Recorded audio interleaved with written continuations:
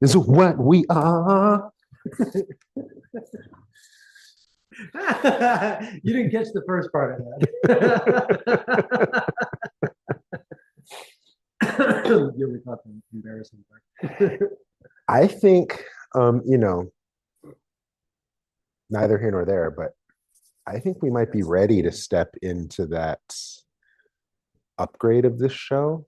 You know, we've been kind of playing with the idea for the last year now, and we transitioned from live to pre-recorded, and you know, lets us put a little bit more effort into the production.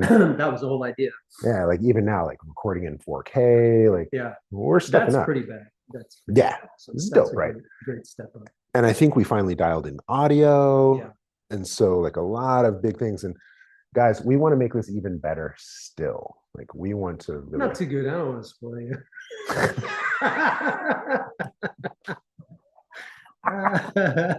Secret lovers. You can tell I'm getting really successful. No, not too much.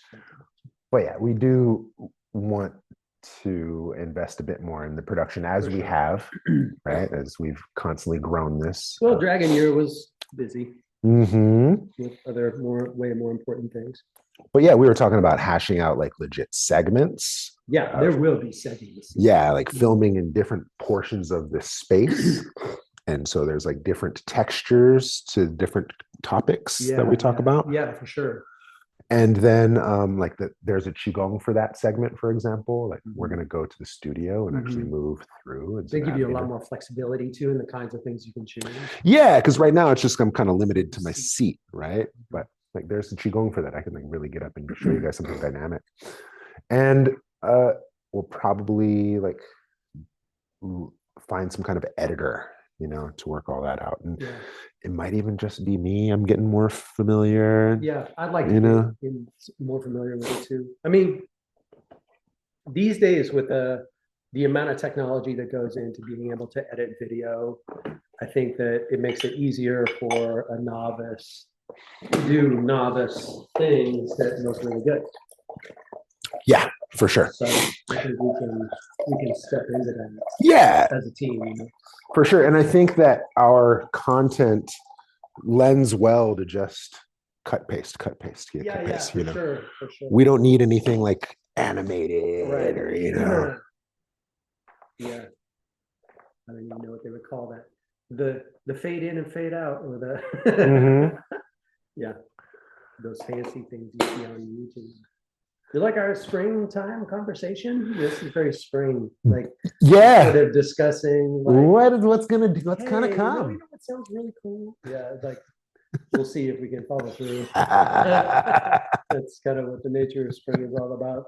A lot of good ideas, but what was that we were talking about? You know, like also the forgetfulness. Yeah, shouldn't really hold yourself to a super high standard at this point in the year. I kind of feel that with spring to summer, fall to winter. It's like spring, summer, and then fall, winter, right? Yeah, I mean, I heard something interesting that being said a while back, just talking about how the dragon is there to authenticate the inspiration, right? Keep it real. Yeah. Well, yeah, I mean, that's really what it's about. You know, it's like that time of year where like, okay, are we doing this or are we not doing this? You know, like, but the first two moons of the tiger and the rabbit are fairly clueless. I mean, the tiger is more clueless and also points to the notion that nature itself is clumsy. You know, nature itself is not efficient. Not at all. I mean, all energy, you know, continuously recycled, but nature in its performance is not meant to be efficient. See, I'm gonna be a monkey and challenge that. I get that there's a human value of productivity and efficiency that may be taking on like a glacier, for example. It's like, yo, you're taking a millennia to melt and evolve. Like, why are you so slow, right? Right. Not very productive or efficient, but on that's limited to our view and our For sure. Yeah. scope, right? For sure. And it's not even meant to suggest that there would be an efficient standard that you could point to. It's just that nature's first steps in spring might take you 12 steps to go 2 feet. But that's the idea. That's what's really meant by that. Like that it's just not very, it's not very enthusiastically interested in production. It's just sort of moving. Mm-hmm. And there's a kind of clumsy quality to spring. And that's really what the first moon is about, is that kind of like lurching, kind of half-baked sort of quality of, not even emerging. Like in the first of the first moon, typically, because every moon has 2 chi nodes assigned to them, right? So in the first chi node, I was writing about this today. I think part of the reason why we do this spring festival is you're encouraged to sort of ritually celebrate, is so you don't mess things up, by becoming too eager, in your enthusiasm, right? You just have fun, that you just invoke spring by like just being curious and meeting new people, but going home. And there's this balance that has to be had in the first moon between doing what you've always done, but also being curious about other things, right? So yin has collapsed, like greater yin, grandmother yin is exhausted, right? You're not gonna get that protection anymore. In fact, Shanwamu, I can't remember her name right now. The great grandmother of the North is like this grand protector of yin has been sent away, right? So there's this Bardo experience that's happening now, which is this, we're in between. So greater yin, who's like protecting, the protecting grandmother, has exhausted and disappeared, rolled up to heaven, but has sort of left behind new yin, and new yin hasn't really emerged yet. And yang is nowhere near being strong. So we have this kind of like in between space where we're kind of coasting, which is why in the cosmology of the Tongshu, so much effort is placed on, from a Confucian perspective, of like staying with protocols, staying with tradition, not going off on tangents, bad idea, right? Stay within, the expected routines, and then be curious while you do it, be interested to try new stuff, like sign up for a course, maybe, like some little, not big commitments, like small little commitments that you make to kind of stoke yang to grow, like, a seed sprouting underground. So when you have spring festival is basically like just making sure that people don't get stupid too early. It's like, let's just have fun, and relax together and like bring spring out. Ooh. Nice. Yeah. Duck shit. Today we're drinking duck shit. As you do. Smell that lid.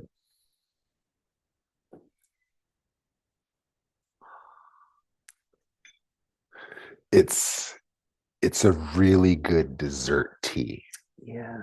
Yeah, what you guys didn't see is that Shannon and I, mostly me, polished off 2 trays. Oh, no, I did. I contributed. Of steamed dumplings. He was very generous. I just came back from a trip, so I'm grateful to be here. Today's one of those days. I think, you just kung fu. Time slowed down. I was watching it tip, and then I watched your hand just kind of go. Kung fu. Matrix tea saving. Today's one of those days where you drove 6.5, 7 hours And then for me, I taught a class, I did an interview, I filmed with Sheldon, I had a meeting with my mentor, I had a client. It was like tick to tick to tick to tick to tick. Yeah. And then after you leave, it's like then is do the web design, finish the newsletter, Yeah. and it's like Right. one of We're my way too busy, just so you know. one of But my it feels good. students. She was like, "You must be tired now." I was like, It's kind of here and there, like yeah. it can be a very tiring time, Mhm. but it's definitely the time of year that's difficult to predict, like because it is so unformed. The whole notion of great potential is walks hand in hand with uncertainty. Like if you have full knowledge of your if you have full knowledge of your capacity, you don't have much potential, right? So you have to have this you have to be able to walk with this certain measure of uncertainty in order to explore potential and what it might do, right? So it's the time of year where you're supposed to be nourishing both yin and yang. So yeah, you're kind of doing it both at the same time. And the way I would describe that is by honoring the momentum of the traditions that you've inherited, right, and the routines you have established, and then being curious. Hmm. Very, very simple. And then, but because it is this kind of bardo, uh, the experience itself is meant to be abstract, meaning you're not making categories. You're not fitting things into categories and trying to conceptualize what's happening. It's just about this level of um, original openness. This sounds very esoteric, but understand this is the season of wood, right? And wood is a child in the arms of water. Right? Spring is the season of wood. We're in a wood snake year, which is exceptionally creative and exceptionally insightful and very gentle, and can't put your finger on it. So during this time, we're all kind of in the arms of water, even though yin has faded and grandmother has faded. We're still kind of in the cradle, right? Dreaming, as you say, like in the spring. So it is a kind of a bardo. What comes forward is like mediumship, right? So what are you transmitting? It's an incredibly rich time, but if you try to put a level of production value on it, or like an expectation, or it's going to go here, all these sort of conceptual values, you'll lose it. You'll not only lose it, you won't even know where you put it. Like it'll just disappear, like so. And honestly, it would probably disappear even if you didn't do that. It's just that you want to stay in the kind of spaciousness and the gentleness that allows for inspiration to kind of come forward in our experience like a sunrise. Like what I had wrote today is that we don't catch lightning in a bottle. That's much too aggressive. That's very Western. That inspiration is like catching lightning in a bottle. And then I've got it in a bottle, now I can go sell it. Whereas, this cosmology is more like just feeling the sunrise. And then you're embodying. Did you guys see that? I just got pregnant. Yeah, Hella romantic. Look at happy Valentine's Day. Oh yeah, Valentine's, Red Lantern. We got some themes to play with today. I think it's Lucy's birthday tomorrow. If I'm not mistaken, I'm not sure. Oh yeah, and it's also like the gate gods. We honor them too. Yeah, it's like all the things are happening. It's yeah, the first full moon. So yeah. and this is where you kind of honor all the protectors because the celebrations are over. So you made all your offerings, and then starting tomorrow, you make all new fresh offerings, and you're like, okay, here we go. Yeah. Like we're headed into, the season. The interesting thing is that in a few days, you get this sort of second half to the first act of spring, which is this, which is the appearance of what are called the dakinis, the jade ladies. So when old yin pulls back, what's left behind are these seeds of inspiration. So it's really about yin having a response to this kind of fresh yang and moving forward, right? So, if things feel dull and like you're watching this being like, I don't know what's happening. I don't really feel anything. It still feels like winter to me. Perfect. Yeah, that's totally perfect because there really isn't like a hard cutoff. There is no, in our culture we think of spring as the arrival of the spring as the equinox. That's what we conceive of as spring, and at that point, yang is basically a young athlete. Mm-hmm. So when we say the word spring, that's what most of us are envisioning is like this young athlete. And then we, feel if we're in our experience, we're walking around, it still feels like winter. But in this cosmology, the equinox is actually the middle of spring and it's already transitioning to something else, right? So it's transitioning to summer at that point. So this is kind of like, an infant that will become the athlete, that's kind of crawling around and like maybe picking up the football and you're like, well, maybe it'll be an athlete, like you have no idea if it's going to be an athlete or not. But like, but you're having these kinds of experiences of just this pure potential, which is basically to say nothing at all. Like you have no clue. And it's that cluelessness that's absolutely essential at this point in time of the year, that you have to feel that cluelessness. From Ming's words, it's because this restoration of yang comes from nowhere, right? It is this kind of, what do they call that? Immaculate conception. But it's meant to say self-arising. That is the cosmology. It's self-arising. It's just at this stage, it's self-arising and then gone. The next day it flickers, quite a lot. And you can kind of follow that in the calendar as it relates to something like the lunar lodges. But right now it's like, feeling this fullness of potential. But it's also in some places very cold or still gets dark pretty early. So we're not quite, old yin is collapsed, but like the remnants are still strewn across the landscape. So it still has that kind of wintry quality at the same time. I wish there was a qigong for that. Like racking my mind to like tap into all these qualities. But you had touched on a theme of we're still in water's embrace. Yeah.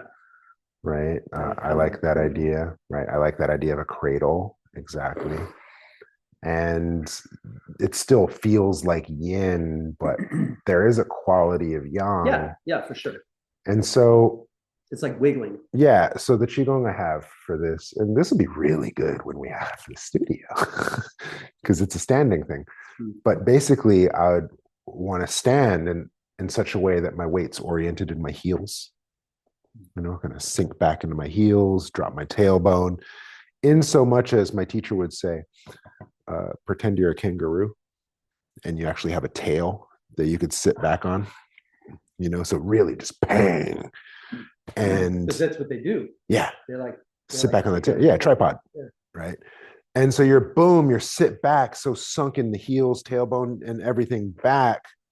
Then you kind of have this cradle, this embrace of water, if you will. And that's almost like a rooting as well. Yes, yeah. Right. And all these water elements in the heels, drop the tailbone, that's kidney, sit back on your tail.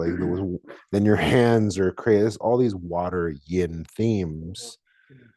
And yet I'm standing upright, tall and erect. And so there's still this yang quality. And so if today's qigong, what I'm inspired, because there's also that don't rush into activity either, right? And so standing meditation, observe, feels like and appropriate qigong for the time. And so, for you. Yeah. What was the transition that I was thinking about? Can you hear that rain? I do hear that rain. Yeah, the interesting, that's what it is. The interesting thing about our particular moon is that even though it's a season of wood, it's modified by Earth. Because we have an Earth Tiger moon. And I don't, like in the years that I've been practicing, I don't overly emphasize the specific element of the moon as much as the regular spring-like understanding, like what is spring, where are we in this kind of spring quality.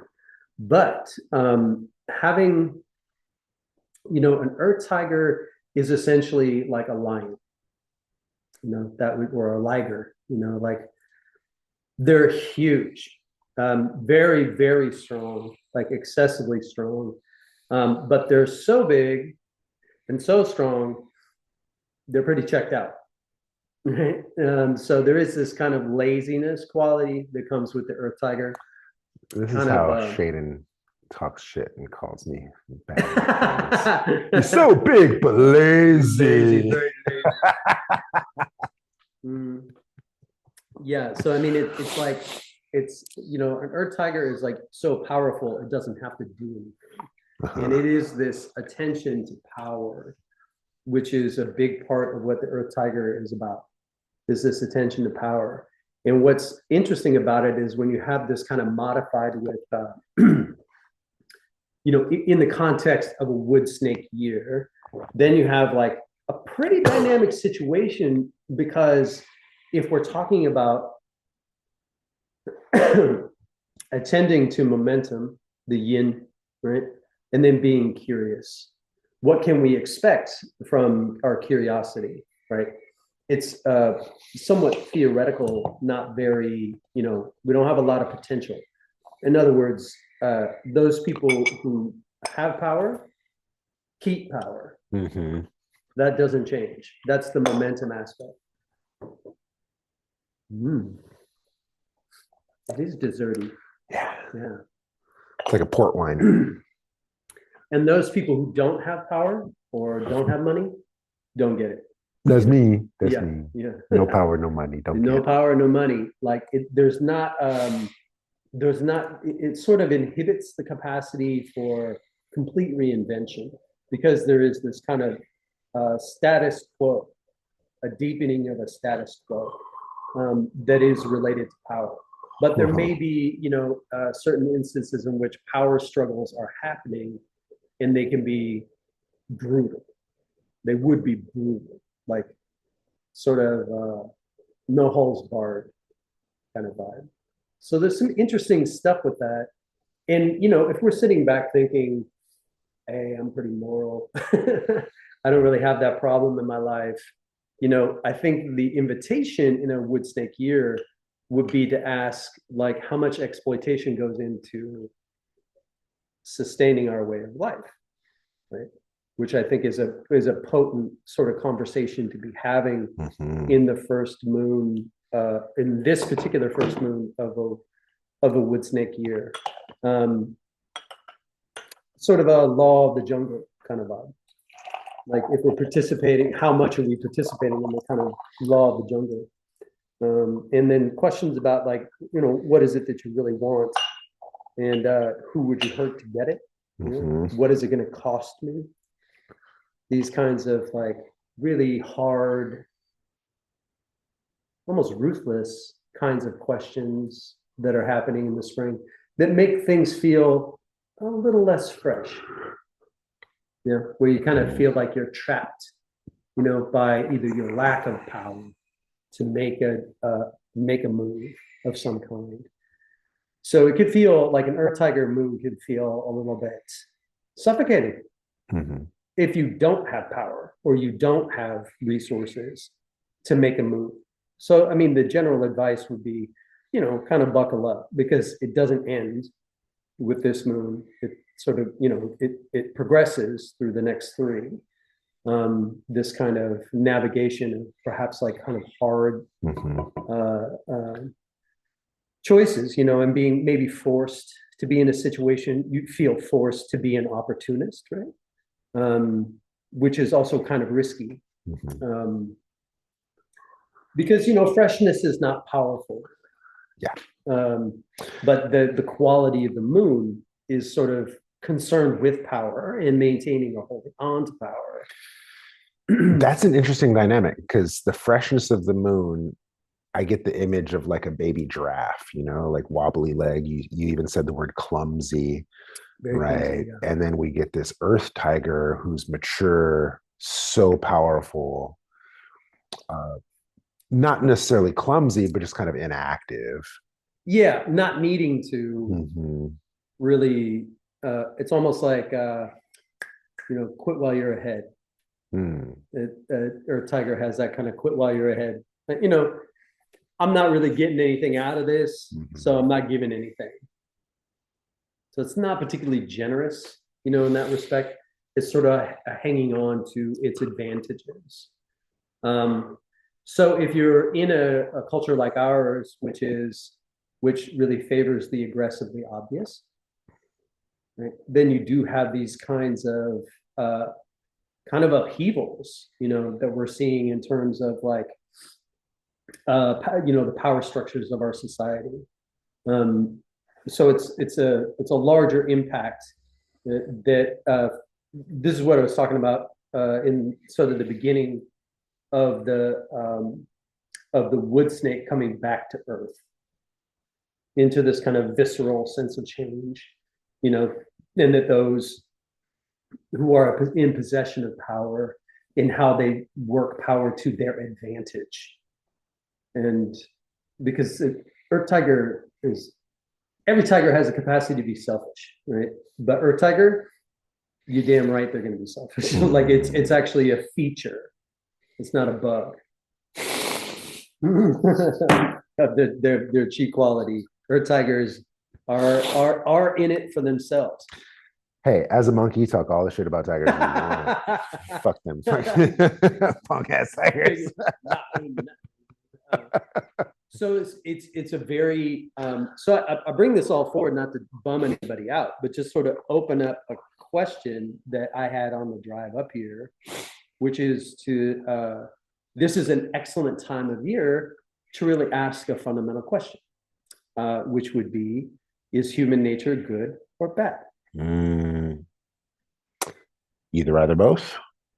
Well, I'm not here to answer it, but it is an interesting question that was actually really a central question in the Confucian world after Confucius. Yeah. Mencius, in his contemporaries, specifically Gaozi was like kind of borderline legalist, right? So the legalists were essentially that human nature is bad. Gaozi is like human nature, they're totally bad. Humans are exactly as bad as you think they are. They're bad, right? So they need to be kind of brought into line with law and rules and order, right?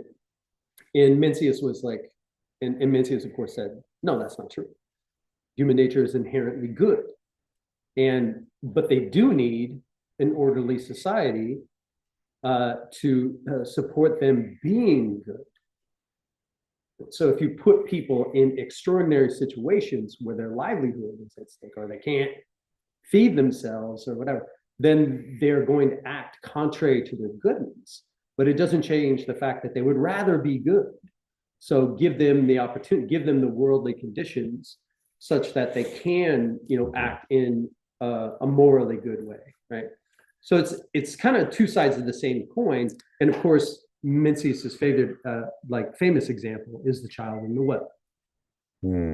That if we're just like walking by a well and we hear a kid down there, we're not just going to be like, I just got somewhere to be, like we're going to drop everything we're doing, and we're going to try to save the child or get help, or we're not going to just continue on with our day because it doesn't serve us to help the child. Yeah. but it's just this is a really good time of year to consider that question. Yeah, and then it negates the story about the the abusive parent that put the kid in the well in the first place. So then that story could go either way of, you know, inherent good or bad. But then it reminds me of just Abrahamic traditions of, you know, original sin.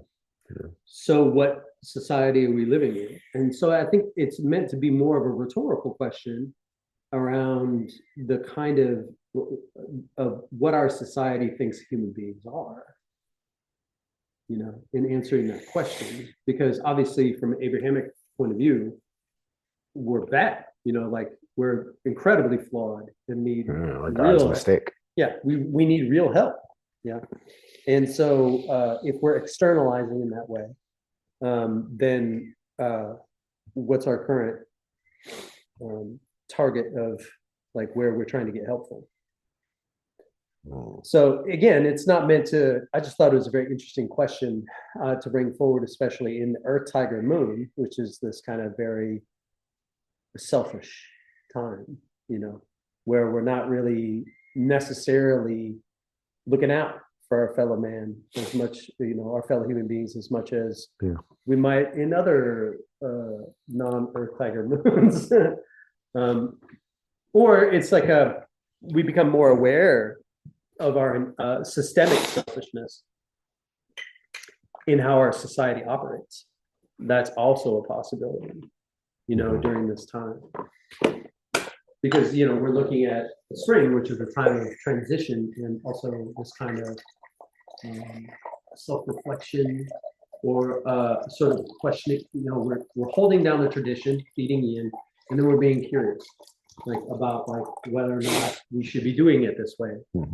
You know, so there's always this kind of a challenge that comes from the tiger around whether or not is this still a good idea, and how you handle that basically determines how smooth your moon is, right? Like, are you educating yourself and cultivating a very nuanced position, or are you doing a rush to judgment and hitting everything with a sledgehammer? It's not to say that one is better than the other, but I guess it depends on the perspective that you're coming with. It's just that is an option, you know, in this moon, especially if you have power and your concern is to hold on to power. How much damage will you do around you, and will you notice, right? To like solidify your position, and how premature is all that? What are the lasting implications of those actions? Like we can't possibly know, because again, we're still in a bardo state.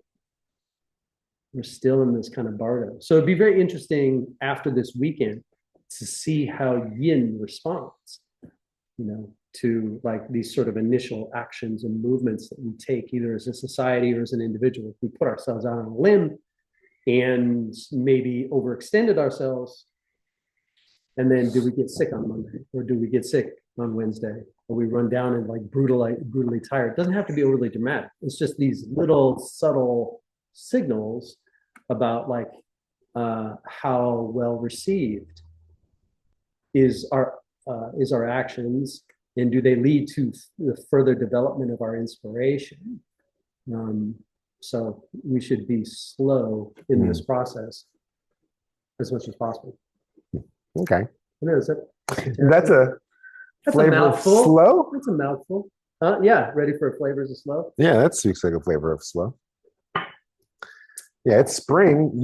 I can attest, I feel the juice. Yeah, I for sure do. I feel the juice. Yeah. I'd say that the flavor, you know, the 24 flavors of slow in this particular case is like sleepwalking. Yeah, that would be the flavor of slow. Is it consider that you are in a waking dream. Like do it. Like I just challenge anybody, even if you're driving along, you know, remind yourself, I'm dreaming, I think, you know. Even while you operate heavy machinery. Even while you like, for sure. Double check, make sure you're not dreaming. Yeah, make sure, I mean, if you are, then you don't need gas, right? You just go. I heard there's a couple ways to make sure you're actually alive or not dreaming. One of them's to press your ears firmly. Okay. Ooh. And if you can feel a rumble or hear like a rumble quality, you're alive, you're awake. Another one is like press firmly into your eyes.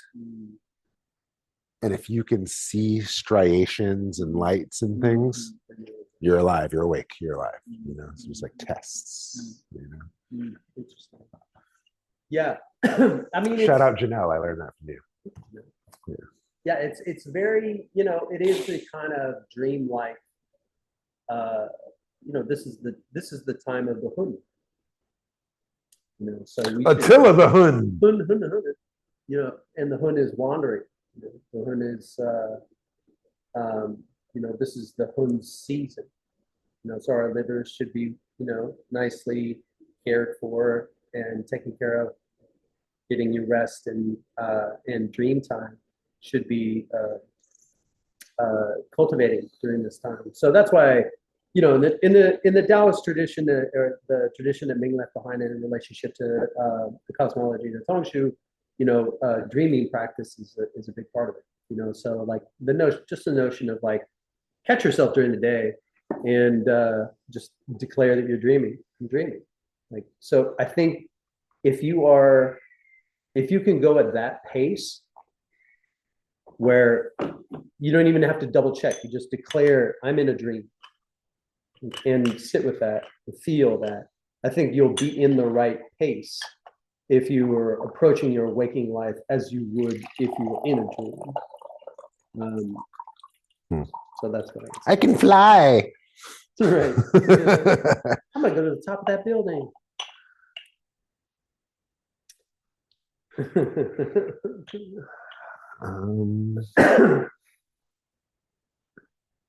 Good luck, bad luck. Who knows? Oh, that rain. Yeah, just listen to that rain. I wish you guys could hear this. It's actually coming down. I think most people do well in spring. The ones that are most chi characters do well in spring. The ones that are at most risk are obviously your diametrics, your autumnal figures like your monkeys and your roosters, who are I mean, monkeys are not particularly fond of order, but even they can be kind of put on their back foot by the levels of changes that come very fast. But they're adaptable. Monkeys are adaptable.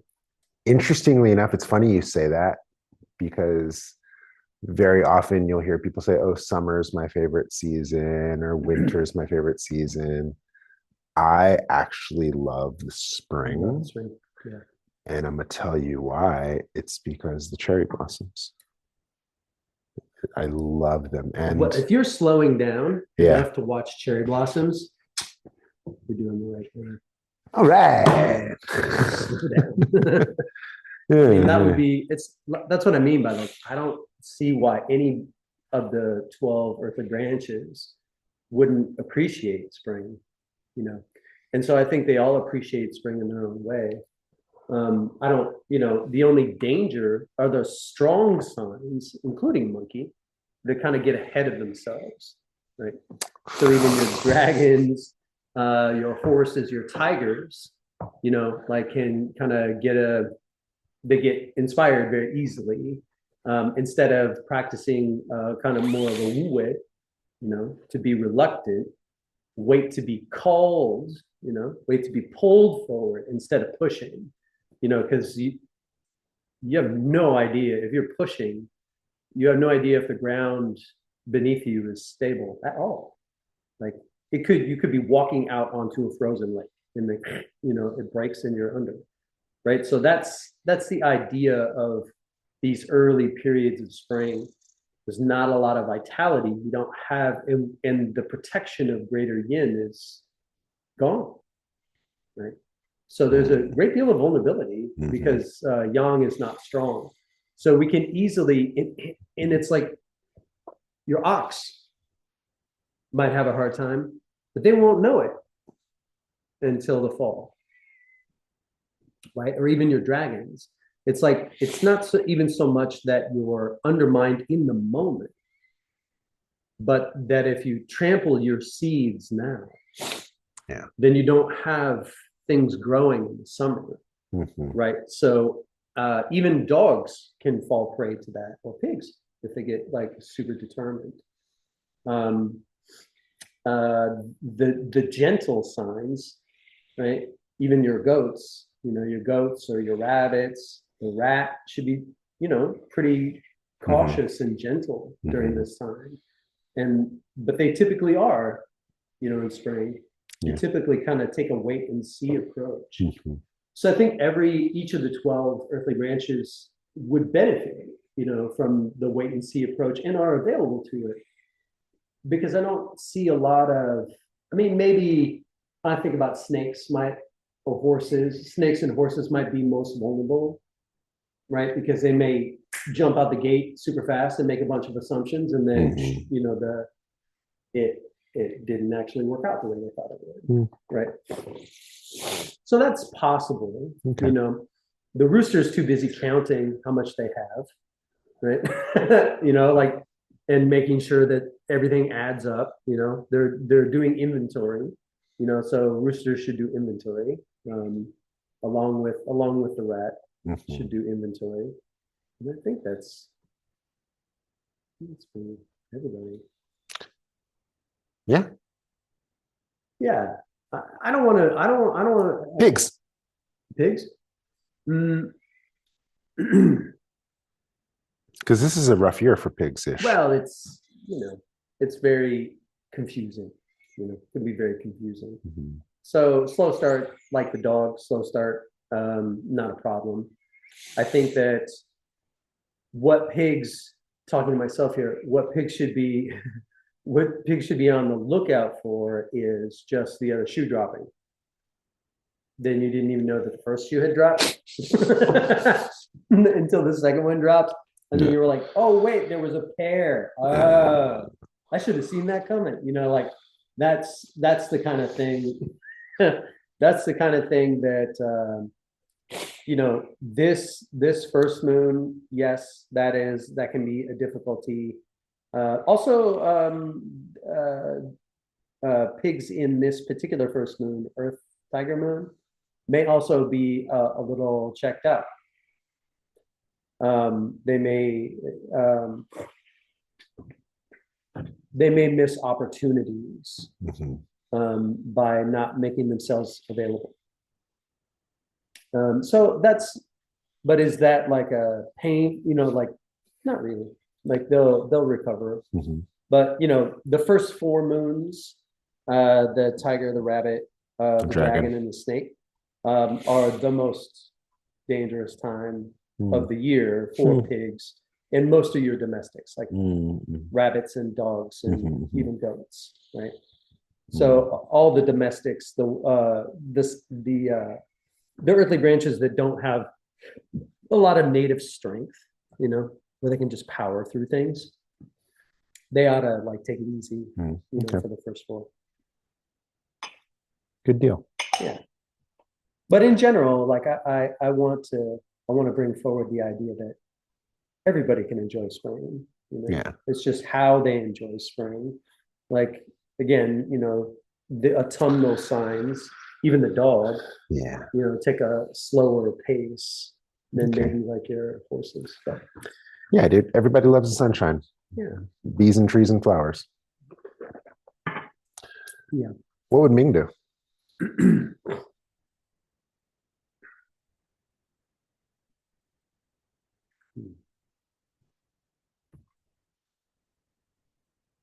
In a snake year? Snake spring.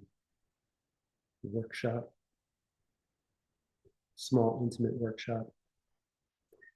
Maybe like a incense workshop.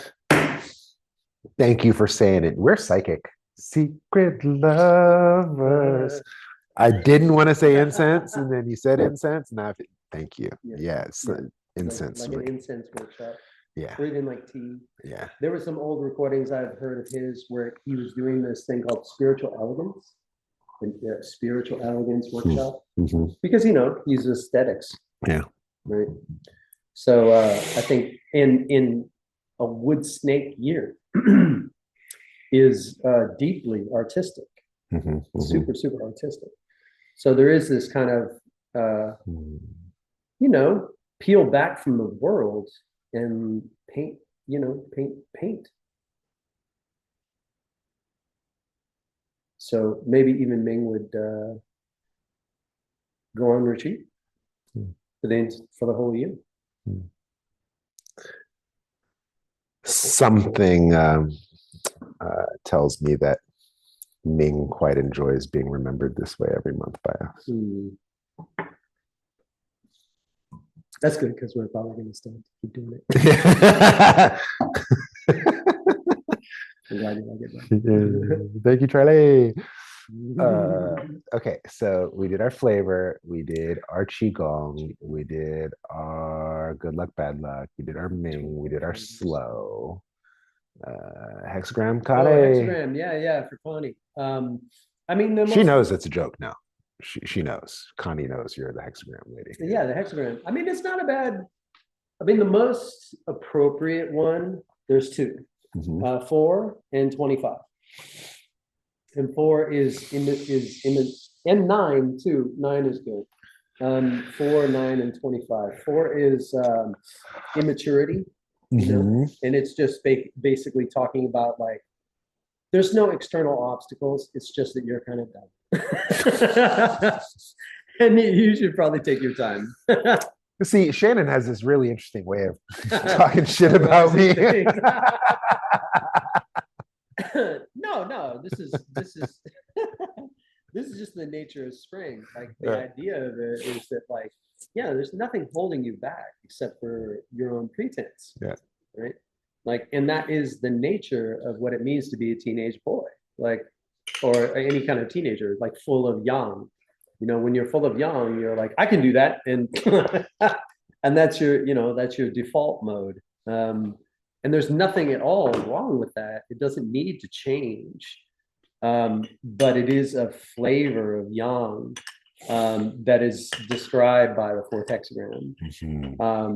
The 9th hexagram is, I think, called minor force, and it has to do with like the realization that immature yang has, that like, oh, maybe I can't do this, and essentially it's a maturation process by which you should either wait for more power or align yourself with people who have it, right? So there is it's a very realistic understanding of what you can and cannot do.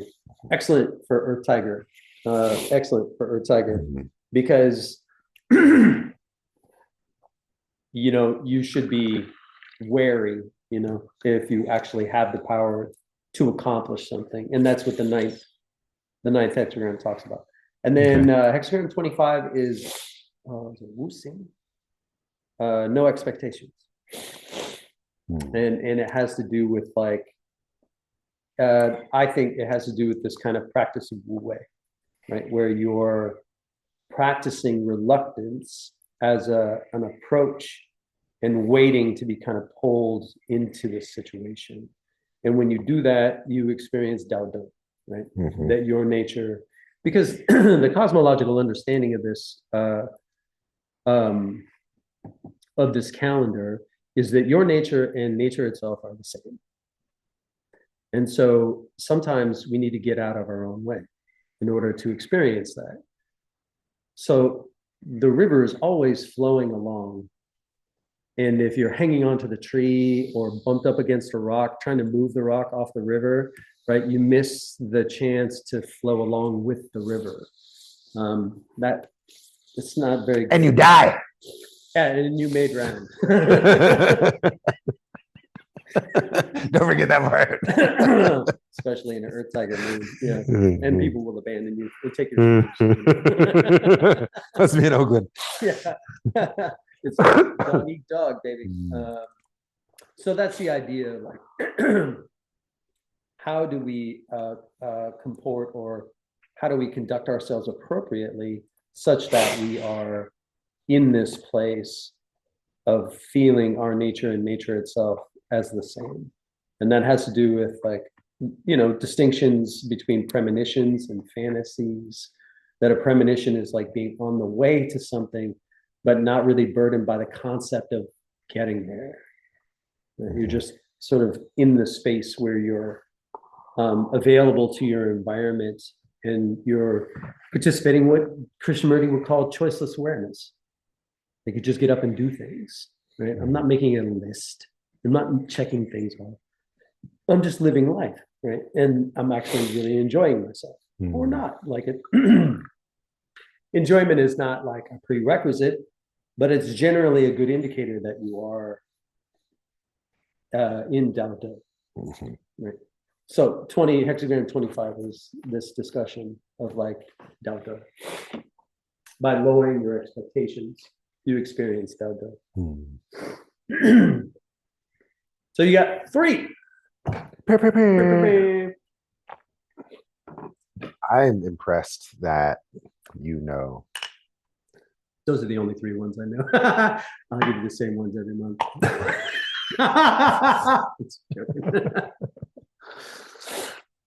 Shannon, here's to another year. We're going on our 3rd year, 4th year. I think this is our 4th year. Yeah, this will be our 4th goat coming up. And it's a double goat. You know what? I was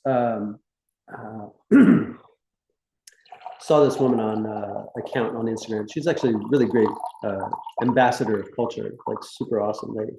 And she's like traveling in China, and she has Chinese family, and she was celebrating her birthday.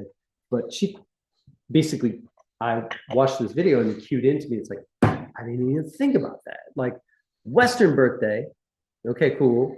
But then you get the lunar birthday too. Meaning that, like, that you're born on a particular day in the Tongshu, right? And I was like, snap, you can have 2 birthdays. Oh, yeah. Right. I totally missed that. I remember one year I went to Wudang for my teacher's birthday, March 9th, and I stayed through my birthday, March 24th, and I left on March 26th. And so my birthday, I'm having a blast going around town. It's my birthday. The monks, nuns, and priests were like, how auspicious. This is Xuanwu's birthday today. Whoa. Because not on the solar, but it lined up on the lunar. And so the first year I came back to Wudang with fucking 27 people on a tour group. Oh. Well, my my birthday was Xuanwu's birthday. Xuanwu's like, I want people to celebrate my birthday. And funny, I'm telling the story because you were just noticing the new exalted Xuanwu. Right. I was showing my altar to that death and dying group. And then the leader, he was like, hold on, go back to Xuanwu. He looks like you, doesn't he? You know, the hair and the goatee and the handsome. Yeah, super handsome. Yeah, but point is that there are 2 I was born in a goat moon. So there are 2 goat moons this year. So I get 2 birthdays. And 2 lunars. So you get 3 birthdays. 3 birthdays this year. Which in a snake year as a pig, I'll probably take that. It's my birthday again. Wait a minute. Your birthday's not till July. No, it's a goat moon. Here in June. It's my birthday.